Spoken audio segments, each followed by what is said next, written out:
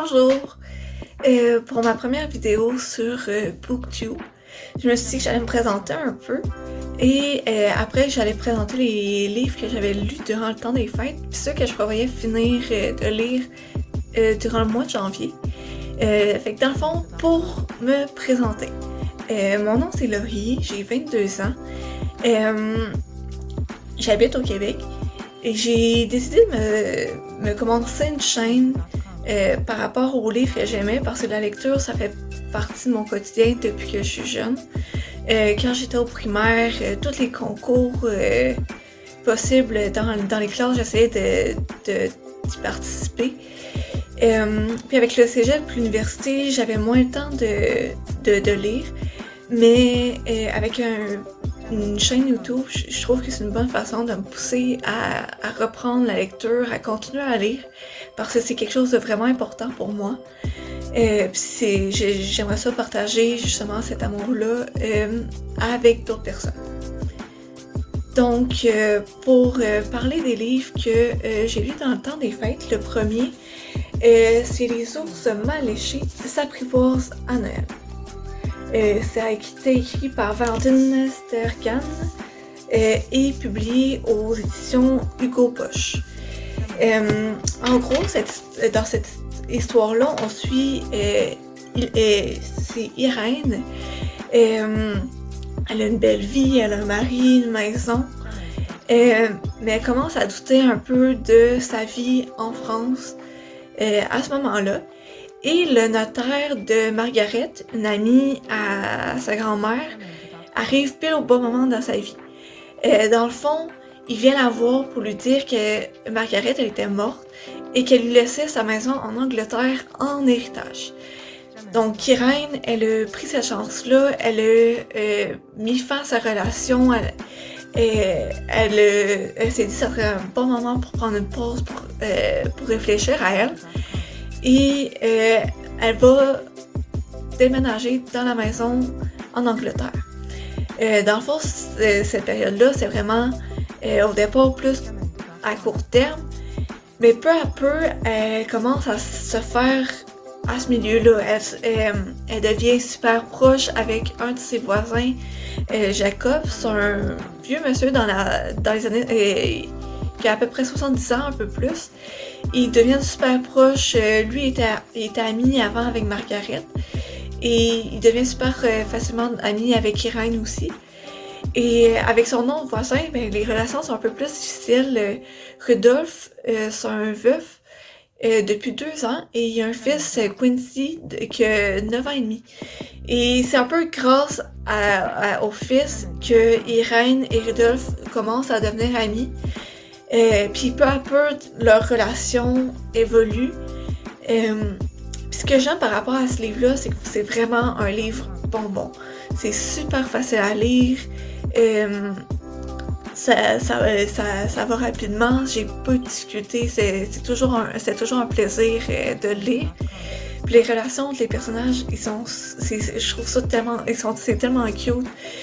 Surtout Irène et Quincy, le petit garçon, ou encore Irène et son voisin Jacob, la personne un peu plus âgée qui a pas de famille. Mais là, c'est les 4 voisins, ils deviennent un peu une famille sans le prévoir. Puis j'ai vraiment adoré cette lecture-là parce que justement, ben, les relations sont vraiment belles, puis c'est facile d'embarquer dans l'histoire. Pour les autres lectures, c'est un peu des lectures liées, vu que c'est dans la même série de livres. Le premier livre, c'est L'ombre du vent, écrit par Carlos Ruiz Zafón. Et le deuxième livre, c'est Le prisonnier du ciel. Les deux sont dans la collection Le cimetière des livres oubliés. Et le premier, c'est L'ombre du vent ici. C'est pas les premiers livres que je lisais de cet auteur-là, mais je l'adore, c'est un de mes auteurs préférés. Dans le premier livre, on suit Daniel qui a 10 ans au début du livre, quasiment 11 ans, et son père l'apporte au cimetière des livres oubliés. C'est une sorte de bibliothèque que très peu de gens connaissent. Et en arrivant là-bas, il y a des milliers et des milliers de livres que la majorité des gens les ont oubliés, sauf les personnes qui peuvent aller le visiter. Et Daniel, dans le fond, il est assez chanceux pour que son père, qui est libraire, l'apporte et le fasse visiter. Et son père lui laisse prendre un seul livre de son choix. Le livre qu'il choisit, c'est L'ombre du vent de Julian Carax. Et ce livre-là, il lit en une nuit. Il passe au travers. Je suis pas mal sûre que pas mal tout le monde qui est accro de livres a réussi à lire un livre en une nuit. Et c'est ça qu'il fait. Il lit en une nuit. Puis le lendemain, il essaie de s'informer auprès de son père, auprès du gardien, du cimetière des livres, auprès des amis professeurs de son père. Il y a personne qui connaît de Julian Carax. Puis Daniel, lui, est vraiment curieux. Il essaie de connaître, de trouver les informations. Puis au départ, tout ce qu'il trouve, c'est une rumeur qu'il y a un personnage sans visage qui a passé dans toutes les librairies qui pouvaient avoir des livres de Julian Carax, les a brûlés. Sauf les quelques livres qui s'étaient retrouvés dans le cimetière des livres. Daniel, il essaie de pousser ça, d'en découvrir plus, puis il rentre dans un monde un peu dangereux, un peu sombre, pour arriver à bout de ces questionnements. J'ai adoré. Je trouve ça vraiment facile de passer au travers. Puis ce qui aide, c'est que les chapitres, j'ai essayé de vous montrer, mais un chapitre, c'est gros de même. C'est 2 à 10 pages, je dirais, en moyenne, les chapitres. Fait que l'action, ça passe super rapidement, ça se lit super bien. Puis ça, c'est l'auteur, je trouve que sa plume est super belle. Même si c'est une traduction, mais le traducteur, je trouve qu'il a vraiment fait une belle job dans la traduction parce que j'adore la plume. Puis le deuxième, le prisonnier du ciel, j'ai appris aujourd'hui que finalement c'est le 3e tome de la série, mais je trouve que ça apparaît pas, ça se lit super bien.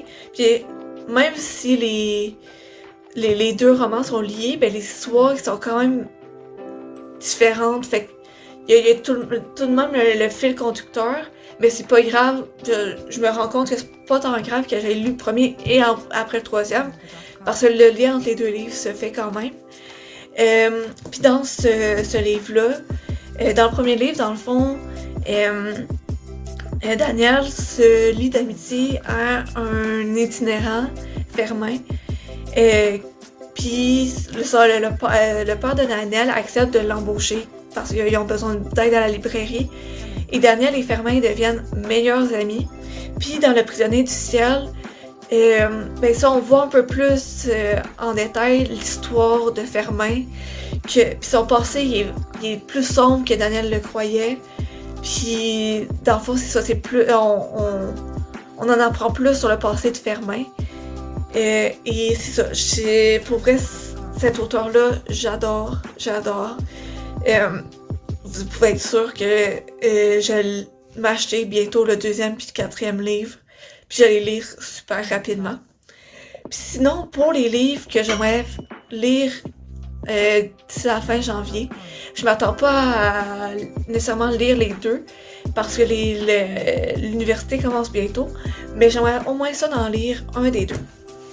Donc, le premier, c'est Virgin Suicides de Jeffrey Eugenides. Je sais pas trop si c'est comme ça que ça se dit, mais c'est un des 2 que j'aimerais potentiellement lire. Je vous lis le résumé.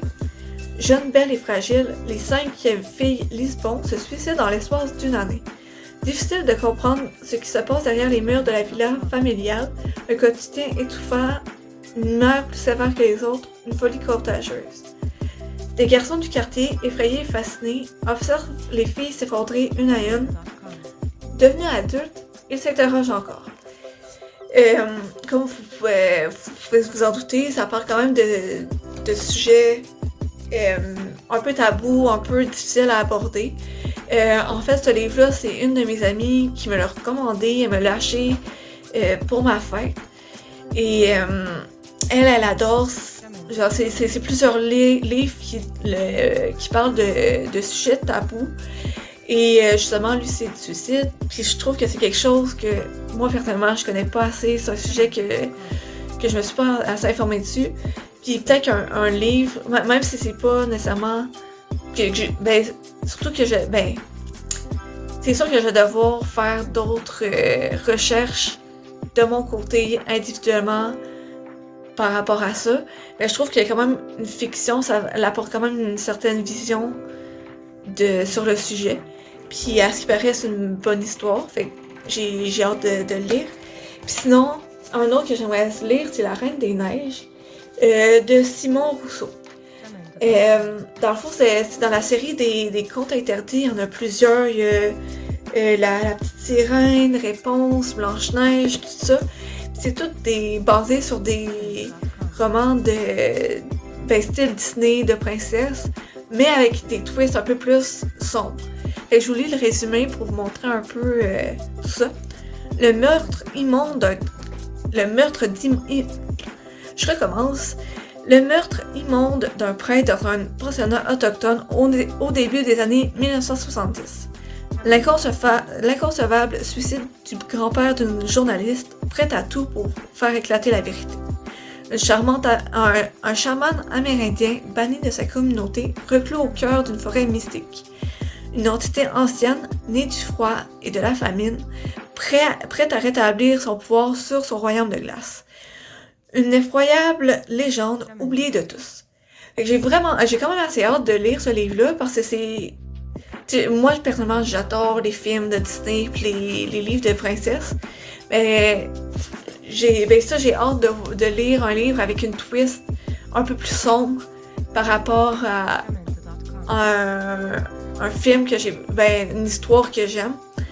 Puis ce que j'aime vraiment aussi, c'est que c'est la série des contes interdits, c'est québécois. Et je suis contente aussi de lire un roman québécois. Fait que pour janvier, c'est pas mal ça qui va se passer. J'aimerais ça lire au moins un des deux, sinon les deux. Je vous reviens dès que je les ai lus. J'espère que vous avez aimé la vidéo. Je vais vous faire un récapitulatif dès que je les ai lus. Et j'aimerais ça revenir en début février pour vous montrer les livres que j'aimerais ça lire en février. Donc on se revoit plus tard. Bye!